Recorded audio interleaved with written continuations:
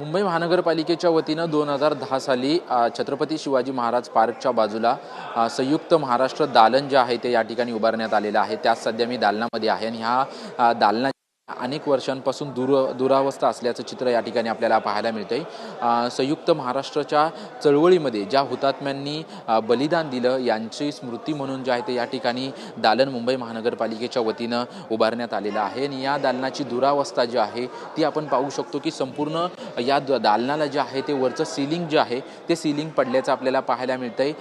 पावसाळ्यामध्ये मोठ्या प्रमाणात गळती असते आणि या गळतीमुळे या ठिकाणी शेवाळ देखील आल्याचं आपल्याला पाहायला मिळतंय आणि यामुळे गेल्या अनेक दिवसांपासून शिवसेना उद्धव बाळासाहेब ठाकरे पक्षाच्या वतीनं आवाज उठवला जात होता, परंतु प्रशासनाने याकडे दुर्लक्ष केलं। संपूर्ण या स्मृती दालनाची जबाबदारी जी आहे ती मुंबई महानगरपालिकेची आहे, कारण की 2010 साली बाळासाहेब ठाकरे यांच्या हस्ते या स्मृती दालनाचं उद्घाटन झालं होतं। त्यानंतर मुंबई महानगरपालिकेकडून वारंवार याची देखभाल जी आहे ती देखभाल केली जात होती, परंतु आता आपण इथली परिस्थिती आपण जर पाहिली तर मोठ्या प्रमाणात दुरावस्था जी आहे ती दुरावस्था झालीच आहे। परंतु जी दालनामध्ये स्मृती दालनामध्ये जी हुतात्म्यांविषयीची जी माहिती देण्यात आलेली आहे या माहितीवरती देखील येत्या पावसाळ्यामध्ये मोठ्या प्रमाणात त्याची देखील दुरावस्था होईल। संपूर्ण बांधकाम जे आहे त्या बांधकामाला आता हळूहळू धक्का पोचतोय, त्याच्यामुळे मुंबई महानगरपालिकेनं लवकरच याकडे लक्ष द्यावं अशी मागणी जी आहे ती शिवसेना उद्धव बाळासाहेब ठाकरे पक्षाच्या वतीनं करण्यात येते आणि त्यासाठी त्यांचं आंदोलन जे आहे ते सकाळपासून सुरू असल्याचं आपल्याला पाहायला मिळतंय।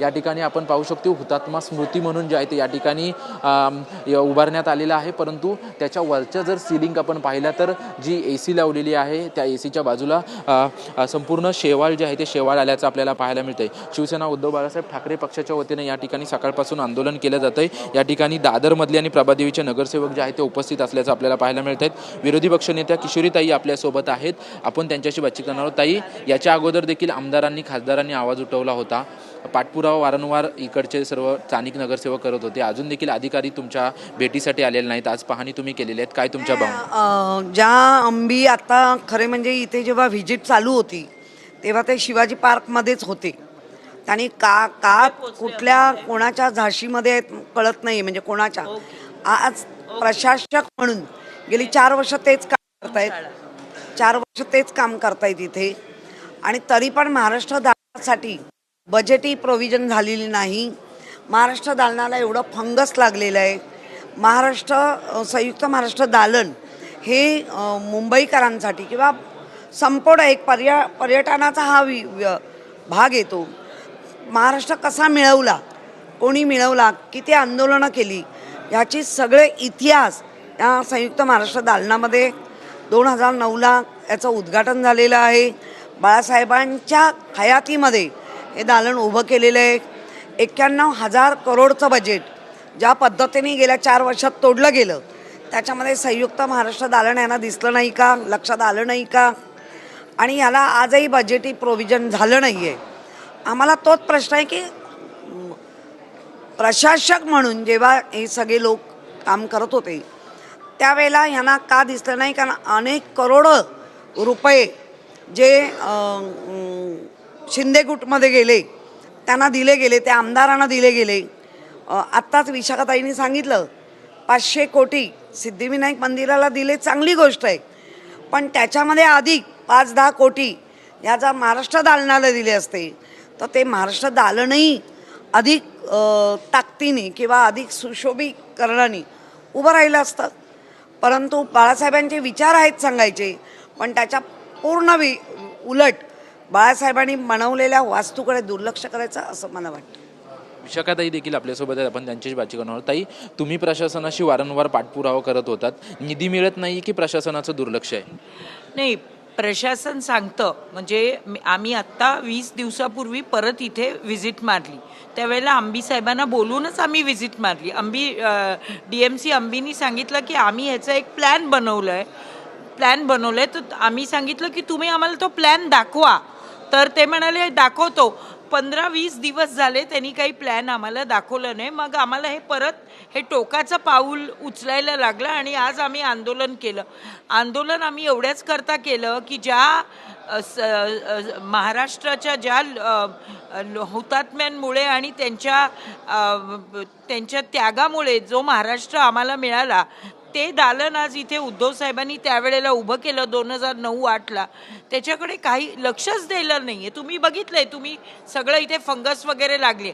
सिद्धिविनायकचा परिसर सुशोभीकरणाकरता 500 कोटी दिलेत या प्रशासनाने, 500 कोटी.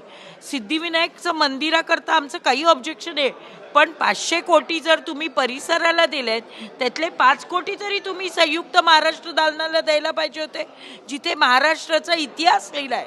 म्हणजे तुम्ही महाराष्ट्र संयुक्त दालनाकडे डोळेझाक केली. आता आम्हाला असं वाटतंय की ज्या वेळेला हे दालन बनलं ना, त्यावेळेला AMC म्हणून अश्विनी भिडे होत्या, आज त्याच कमिशनर आलेत. तर मला असं वाटतं त्यांना याचं महत्त्व माहिती आहे आणि कदाचित त्या याला आत्तापर्यंत काहीही फंडची तरतूद केलेली नाही आहे.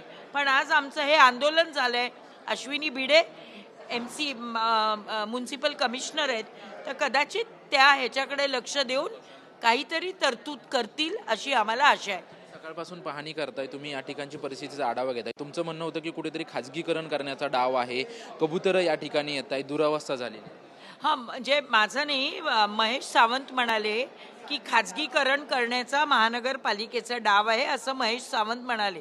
आम्ही खाजगीकरण होऊ देणार नाही. तसा जर प्रशासनाचा डाव असेल तर आम्ही ते करू देणार नाही. आमची मागणी एवढीच आहे की हे दालन त्यांनी सुशोभित करावं परत, आणि त्यांना इकडे शाळेची मुलं वगैरे बोलवावीत.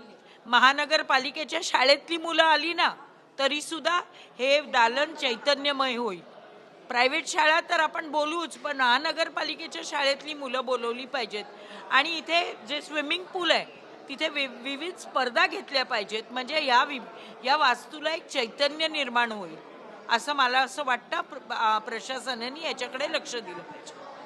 आपण या ठिकाणी पाहतो की शिवसेना उद्धव बाळासाहेब ठाकरे पक्षाच्या वतीनं सर्व नगरसेवक आणि सर्व पदाधिकारी जे आहेत ते आंदोलनाला या ठिकाणी बसलेले आहेत. प्रशासनाने जोपर्यंत ठोस पावलं उचलली जात नाहीत, आश्वासन दिलं जात नाही, तोपर्यंत आम्ही इथून उठणार नाही. आणि आता थोड्याच वेळामध्ये अधिकारी देखील भेटायला येत आहेत आणि खाजगीकरणाचा डाव जो मुंबई महानगरपालिकेचा आहे ते आम्ही होऊ देणार नाही, अशी भूमिका जी आहे ती ठाकरेंच्या शिवसेनेनं घेतल्याचं आपल्याला पाहायला मिळत आहे. कॅमेरामॅन योगेशसह निवृत्ती वावर, TV9 मराठी, मुंबई.